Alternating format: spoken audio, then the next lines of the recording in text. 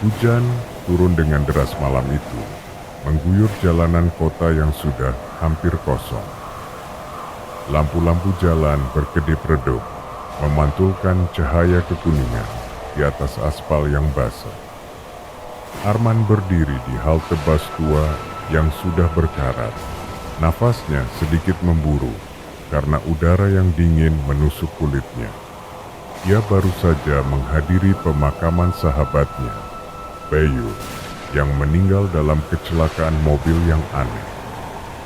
Banyak yang mengatakan bahwa tubuh Bayu ditemukan dalam kondisi mengenaskan, seolah bukan kecelakaan biasa. Pikiran itu masih menghantuinya saat ia melirik jam di ponselnya. 02.43 dini hari. Jalanan sepi. Tidak ada suara mobil. Tidak ada orang berlalu lalang. Hanya desiran angin yang membawa aroma tanah basah dan sesuatu yang lebih aneh. Anyir. Arman menghela napas panjang. Bus terakhir seharusnya sudah lewat, tapi entah kenapa ia merasa harus menunggu. Entah firasat atau kebetulan, perasaan aneh menggelayut dalam pikirannya. Dari kejauhan, terdengar suara mesin berat yang meraung pelan. Lampu sorot menembus kabut tipis yang menggantung di sepanjang jalan. Bus tua dengan cat yang sudah mengelupas melaju perlahan mendekati halte. Ketika bus berhenti, pintunya terbuka dengan suara berderit menyeramkan. Arman melangkah mendekat. Lampu dalam bus remang-remang, dan yang lebih aneh lagi, tidak ada sopir yang terlihat jelas di balik kemudi. Di atas kaca depan, angka 666 terpampang samar, tertutup kotoran dan debu, seolah sudah lama tidak dibersihkan. Tanpa berpikir panjang, Arman naik. Begitu kakinya menjejak lantai bus, hawa dingin menyergapnya, berbeda dari udara di luar.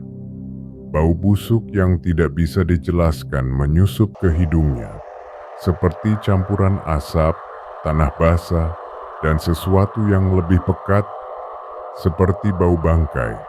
Pintu menutup di belakangnya dengan suara keras. Arman menoleh, tetapi tidak ada yang aneh. Hanya perasaan tidak nyaman yang semakin kuat. Ia berjalan perlahan ke dalam, melewati beberapa penumpang yang duduk diam. Mereka semua tampak aneh. Di sudut depan, seorang pria tua dengan wajah penuh keriput menunduk dalam diam. Tubuhnya kaku, nyaris tidak bergerak. Di barisan tengah, seorang wanita berambut panjang duduk dengan kepala tertunduk. Wajahnya tidak terlihat. Tangannya terlipat rapi di atas pangkuannya.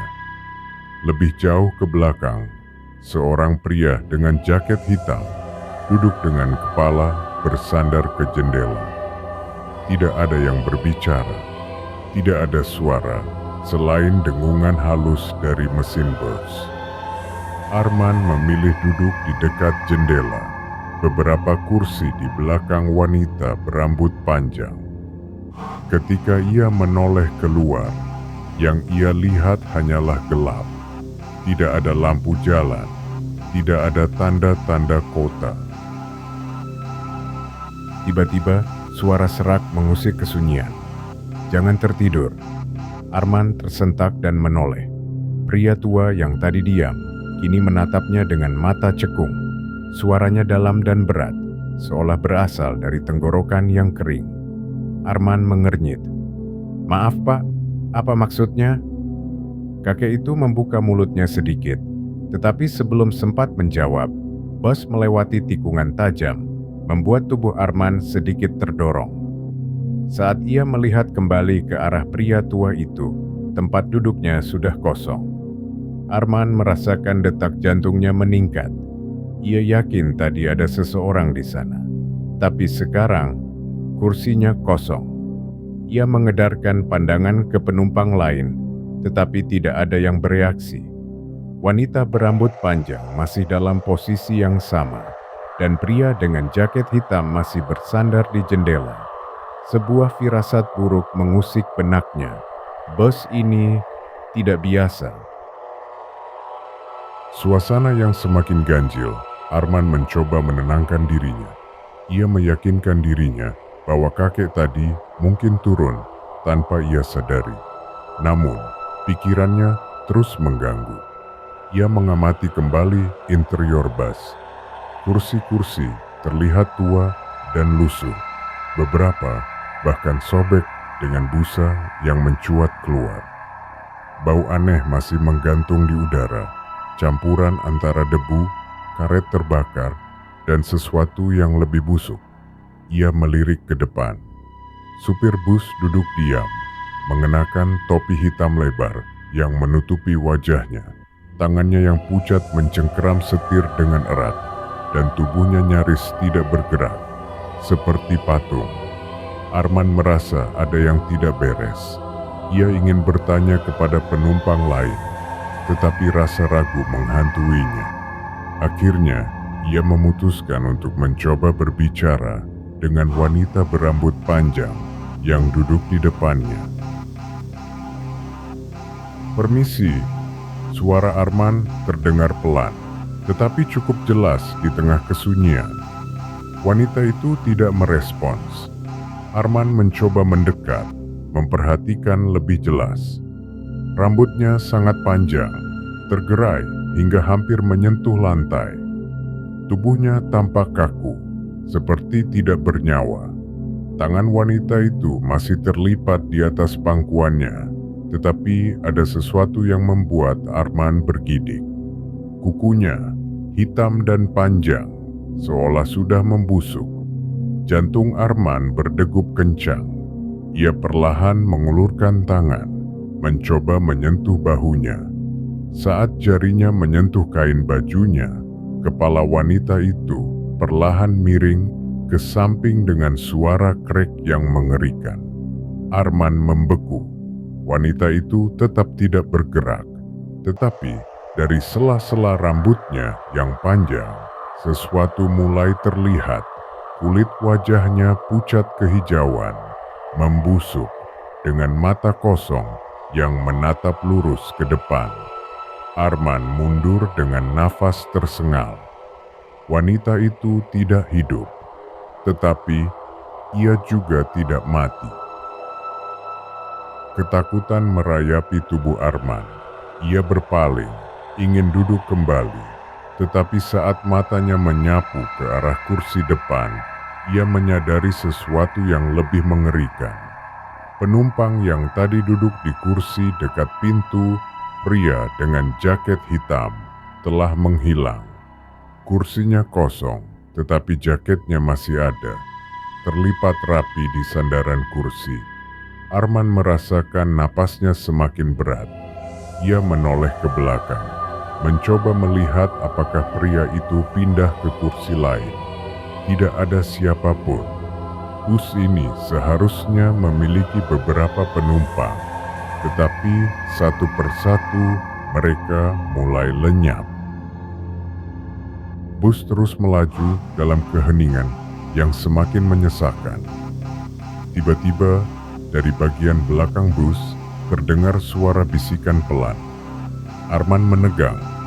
Bisikan itu terdengar lirih, seperti banyak orang berbicara sekaligus, tetapi suaranya terdistorsi. "Jangan pergi, tetaplah di sini." Arman menoleh ke belakang, tetapi tidak ada siapa-siapa.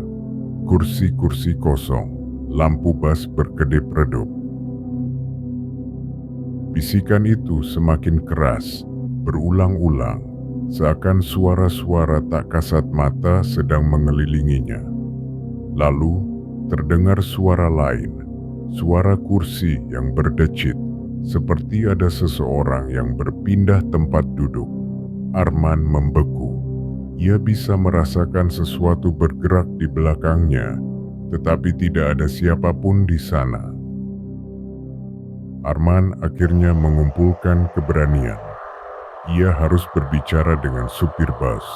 Ia berdiri perlahan, berjalan ke depan dengan hati-hati. Setiap langkah yang ia ambil terasa begitu berat, seolah ada sesuatu yang menahan kakinya. Ketika ia sampai di dekat supir, ia membuka mulutnya. "Pak, bisa berhenti sebentar?" Tidak ada jawaban.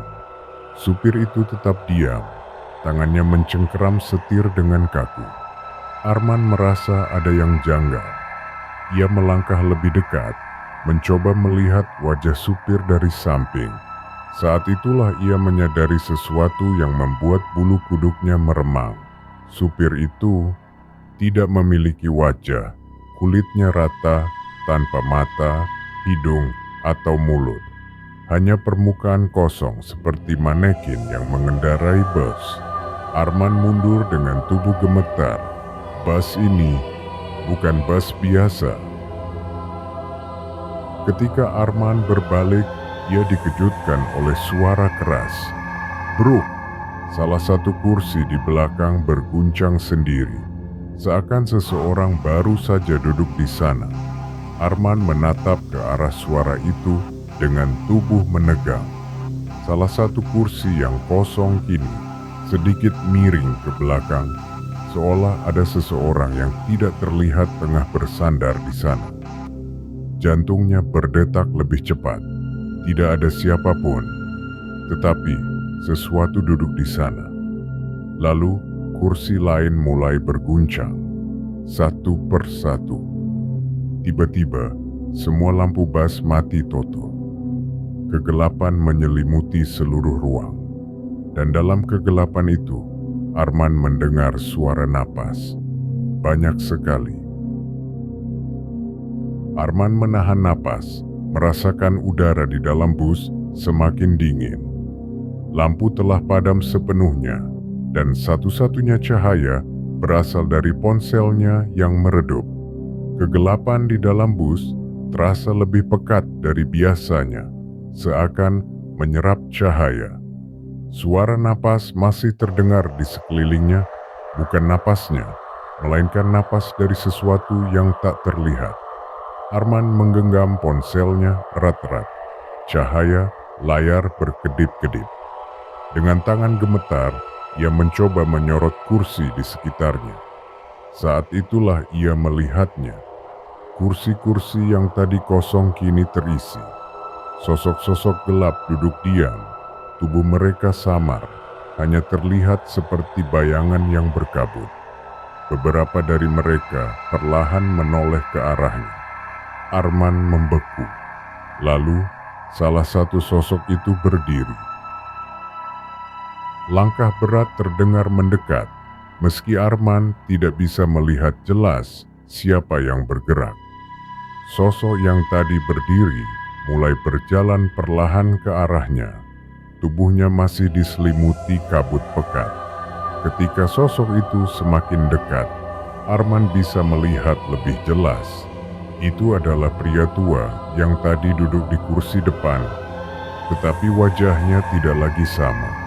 Matanya kosong, mulutnya menganga lebar, dan kulitnya kini membusuk, seperti mayat yang sudah lama ditinggalkan. "Apa kau masih hidup?" Suara Arman gemetar. Pria tua itu tidak menjawab. Ia hanya terus melangkah maju, semakin dekat, hingga akhirnya berhenti tepat di depan Arman. Tangan keriputnya terangkat perlahan. Arman merasa tubuhnya terkunci di tempat. Ia ingin lari, tetapi kaki dan tangannya tak bisa digerakkan. Lalu suara berat terdengar dari pria tua itu. "Kau tidak boleh turun. Bus ini belum selesai denganmu." Arman menjerit saat pria tua itu menyentuh bahunya, dan tiba-tiba dunia di sekitarnya berubah. Arman merasa kepalanya pusing. Begitu ia membuka matanya, ia tidak lagi berada di dalam bus. Sekarang ia berdiri di sebuah stasiun yang terbengkalai. Bangunan stasiun itu gelap, dengan dinding penuh coretan dan jendela-jendela pecah. Tidak ada satupun manusia di sana, tetapi ia tidak sendirian. Di sepanjang peron, berdiri sosok-sosok berwajah pucat, mengenakan pakaian lama, seperti dari zaman dulu. Mereka berdiri diam, menatapnya dengan mata kosong. Di kejauhan, terdengar suara klakson bus. Arman menoleh dan melihat bus 666 mendekat dari dalam kabut. Pintu bus terbuka perlahan. Tanpa ia sadari, kakinya mulai bergerak sendiri. Sesuatu sedang menariknya kembali ke dalam bus. Ia berusaha melawan, tetapi kekuatan yang tak terlihat menariknya semakin dekat ke pintu bus. Saat ia hampir masuk, ia melihat supir bus itu tersenyum padanya. Senyum yang tidak wajar, terlalu lebar untuk wajah manusia. Bus itu telah menunggunya. Arman menjerit, mencoba melawan, tetapi semuanya menjadi gelap. Saat ia membuka matanya lagi, ia kembali berada di dalam bus, duduk di kursinya. Tetapi kali ini, ia tidak sendiri. Di sebelahnya, seorang pria muda duduk dengan wajah bingung, sama seperti dirinya saat pertama kali naik bus ini. Arman mencoba berbicara, tetapi suaranya tidak keluar. Lalu, ia mendengar suara pengumuman. Selamat datang di bus 666. Perjalanan ini tidak akan pernah berakhir. Mata Arman membelalak. Ia kini menjadi bagian dari bus ini. Dan perjalanan akan terus berlanjut selamanya.